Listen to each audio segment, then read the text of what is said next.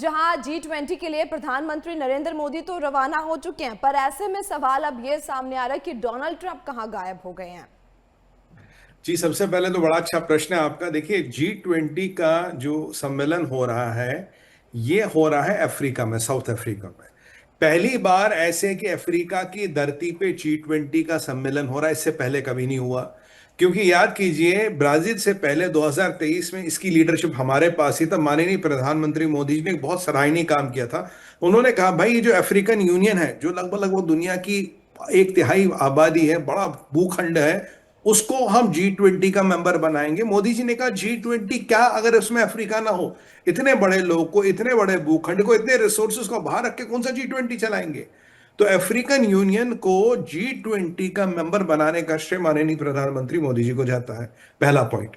ये चीज काफियों को पसंद आई, काफियों को पसंद नहीं आई। कारण क्या? देखिए, अफ्रीका को प्रभु की असीम अनुकंपा, बहुत बड़ा भूखंड है अफ्रीका। यूरोप और अमेरिका से बड़ा है। दुनिया भर के रिसोर्सेज, वहां आबादी बहुत ज्यादा है नहीं, नेचुरल है, वुड है, टिम्बर है, कोई भी चीज, डायमंड से लेके सोने से लेके कोई भी चीज अफ्रीका में है। पर हमेशा अफ्रीका का शोषण और उत्पीड़न हुआ है, और इस हद तक हुआ है, इस हद तक हुआ कि इंसानियत भी शर्मिंदा हो जाए। तो मोदी जी को कहे, यार ये ठीक नहीं है, तो मोदी जी ने एक लेगेसी बनाई, इनको मेंबर बनाओ अफ्रीकन यूनियन को। अब देखिए, मैं आपको जैसे एग्जांपल बताऊं, फ्रांस की इकोनॉमी चलती 8 अफ्रीकन कंट्रियों का दोहन करके, उनका शोषण करके। आप दुबई में बोलो सोने की मंडी है, दुबई में सोना थोड़ी ना निकलता, सोना आता है अफ्रीका से। आपने पिक्चर देखी होगी ब्लड डायमंड्स, ये वाकई असली कहानी होता है अफ्रीका में। और उसके कारण कई सारे राजनीतिक बदलाव, कई सारे समीकरण, कितना सारा क्राइम, गैंग्स और कितने ही ऑर्गेनाइज क्राइम अफ्रीका की धरती पे चलते, इन सब कामों को संरक्षण देने के लिए हर एक ने अफ्रीका का एक्सप्लॉयटेशन किया। और इसमें एक आगे नंबर आता है अमेरिका का। मैं आपको अगर एक बात बताऊं जनामिका जी, अफ्रीका में जो अनाज उगता है, वो अफ्रीका के बच्चे को नहीं मिलता। वहां स्टारवेशन है, खाना नहीं मिलता बच्चे को। वो अनाज, वो मक्का, अमेरिका कहता है कि तुम हमारे लिए मक्का उगाओ, और हम किसको खिलाएंगे? हम अपनी वो बीफ को खिलाएंगे, यानी कि गाय, बकरी, गाय जो होती है, और उससे बीफ बर्गर बनेगा। तो अफ्रीका का अनाज अमेरिका में आके वहां की गाय भैंसों को खिलाया जाता है कि जो अमेरिकन बीफ बर्गर खाते हैं वो बड़ा टेस्टी और जूसी बने। अफ्रीका को कहते हैं, जो तुम्हारे खाने पीने का सामान है, हम अमेरिका से भेज देंगे। ये एक आर्थिक शोषण, ये एक आर्थिक आतंकवाद और एक आर्थिक उत्पीड़न के किस्से हैं 21वीं सेंचुरी के।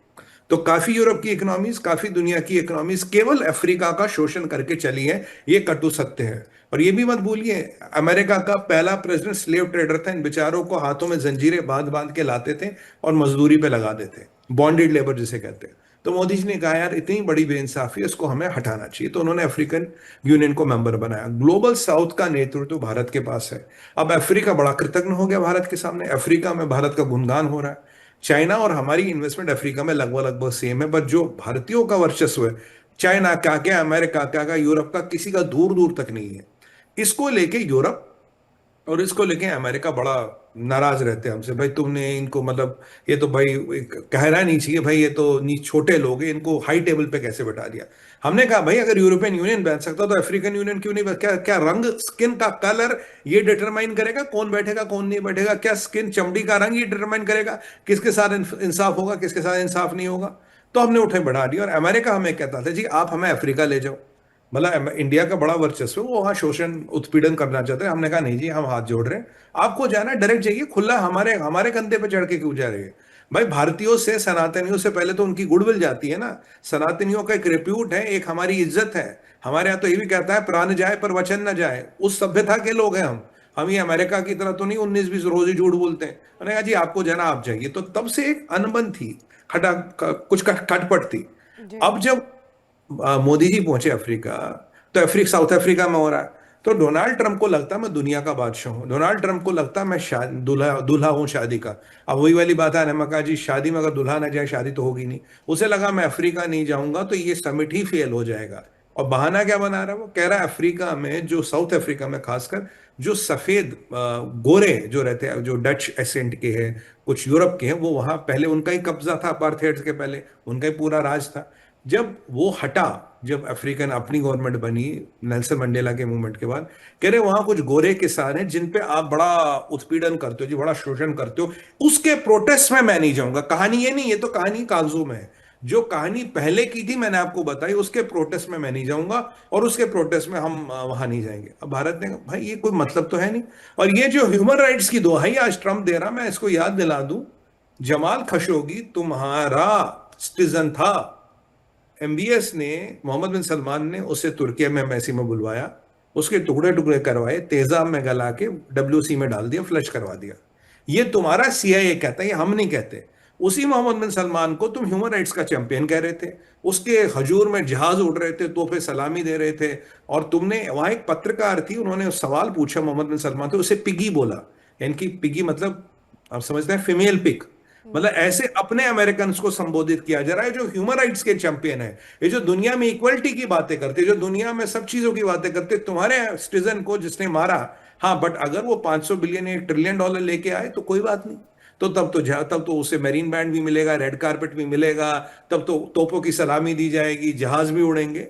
तो ये इनकी जो हिपोक्रेसी है ना, अगर आप सिद्धांत पे हो तो आपका सम्मान होगा, पर आपकी हिपोक्रेसी है, जिसके पास पैसा है, जिसके पास शक्ति है, तब आपकी एक स्ट्रेटजी है, जिसके पास पैसा नहीं है, जिसके पास शक्ति नहीं, तब आपकी दूसरी स्ट्रेटजी। और आप चाहते हो कि आपके शोषण उत्पीड़न में दुनिया आपके साथ चले, भारत आपके साथ चले। भारत चलने वाला नहीं है। और डोनाल्ड ट्रंप को हम ये बता रहे, साहब कोई अब शादी के दुल्हे नहीं हो आप, उससे हम नहीं आएंगे तो सारा समारोह ही बेकार हो जाएगा, हमारे बिना दुनिया नहीं चलेगी। आपके से पहले और आपके बाद भी दुनिया चलेगी। ये आपकी अहंकार की पराकाष्ठा और कुछ नहीं है।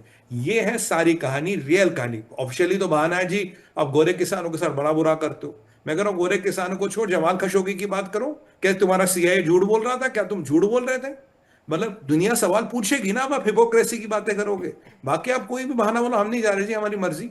बट अगर ये 19-20 की बातें करोगी तो दुनिया में सवाल उठेंगे और कटु सत्य सामने आएगा, तब आपके पास भागने का अवसर नहीं रहेगा।